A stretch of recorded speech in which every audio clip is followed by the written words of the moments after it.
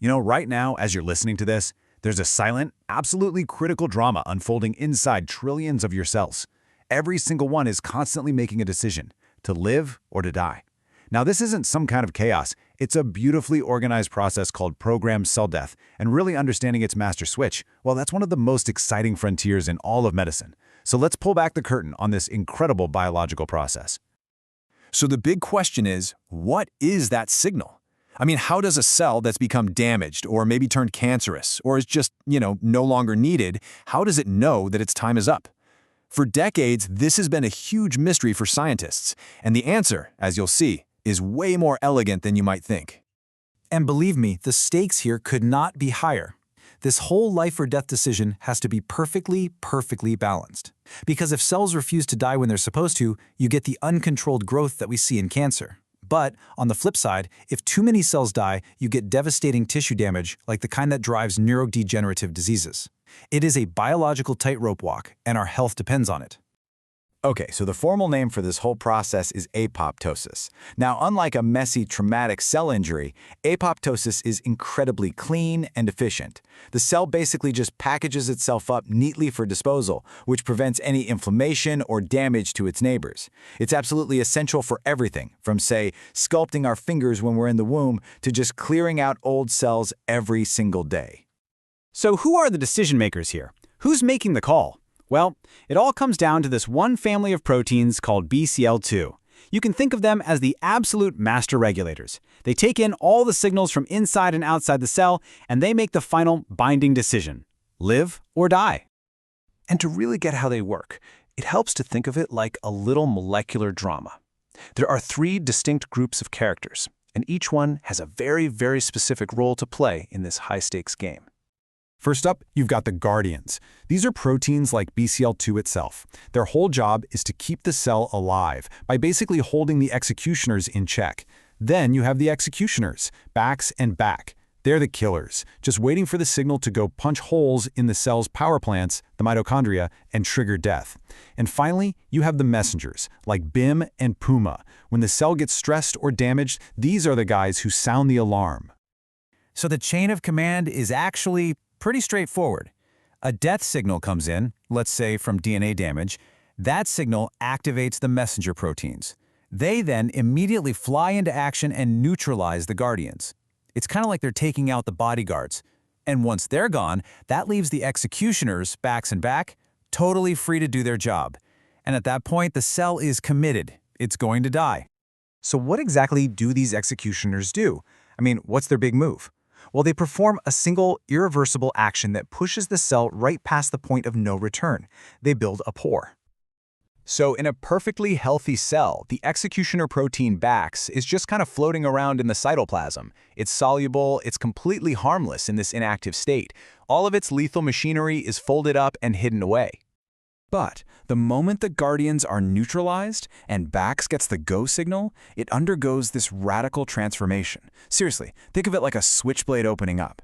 This conformational change completely unfolds the protein and exposes all these new parts that were previously hidden inside.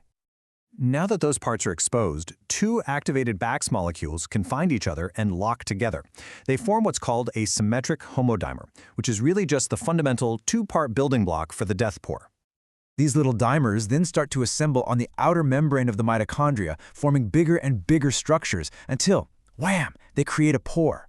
This breach lets all these factors leak out from inside the mitochondria, and that triggers the final stages of cell demolition.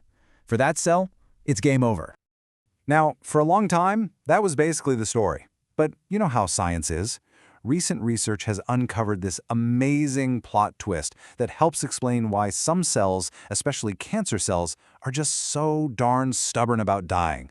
It's a mechanism that scientists are calling the double bolt lock. So here's the twist. It turns out that some of those messenger proteins, like BIM, don't just grab onto a guardian protein at one spot. Nope, they bind at 2 spots. They use their main binding area and another part of their protein to lock on. This creates this incredibly strong connection, kind of like a lock with 2 separate bolts. This second connection is made by the very tail end of the messenger protein. It acts like a little safety clasp, making the bond so unbelievably tight that the Guardian has the messenger in a death grip. And what this means is that a cancer cell can hold on to its life preserver so tightly that even some of our best drugs can't pry it loose. Discovering this, well, it's a huge deal for developing better cancer therapies. And that right there brings us to the real-world application of all this amazing science: fighting cancer. Cancers are, at their core, masters of survival, and they usually achieve this by hijacking this exact apoptosis switch. Just to give you an idea of the scale of this problem, look at this number. In one massive analysis of more than 70,000 cancer samples, researchers found that genetic alterations in this BCL2 family are absolutely rampant. Cancers just love to overproduce the Guardian proteins, which effectively disarms the death pathway and, well, makes them immortal. But here's the good news. Science is fighting back. The journey really began decades ago, with the first links between BCL2 and cell survival being made back in the 90s. But the huge breakthrough came in 2016 with the FDA approval of a drug called venetoclax. It was the first in a whole new class of smart drugs called BH3 mimetics, and that progress is just accelerating, with tons of others now in clinical trials. These drugs are incredibly clever. They are designed to perfectly mimic the messenger proteins. So they go in, they fit right into the Guardian protein's binding spot, and they kick the real messengers out. This, in turn, unleashes the executioners back and back, and it effectively reminds the cancer cell how to die. And as amazing as all this is for cancer, the story does not end there. Not even close. Understanding this life-or-death switch is opening up entirely new frontiers in medicine, targeting some of the most challenging diseases that we face. Just think about it for a second. In diseases like Alzheimer's, the problem is too much cell death. So could we develop drugs that boost the Guardian proteins to protect those precious neurons? And in autoimmune diseases like lupus, you have immune cells that should die, but they stick around and attack the body.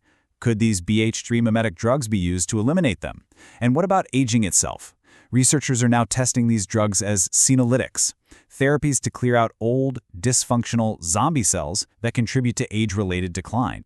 What's so powerful here, what's so incredible, is that this single fundamental biological switch can be toggled in either direction. We can push the die button for cancer and autoimmune diseases, or we can push the live button to protect cells in neurodegenerative conditions. It is a powerful, unified approach to a huge range of human illnesses. Which, of course, leaves us with a final and pretty profound question. From cancer to aging to Alzheimer's, so many of our greatest health challenges really boil down to this one cellular decision. So, as we get better and better at understanding and manipulating this switch, are we on the verge of not just treating diseases, but fundamentally extending our healthy lifespan? It's a future that science is building right now, one protein at a time.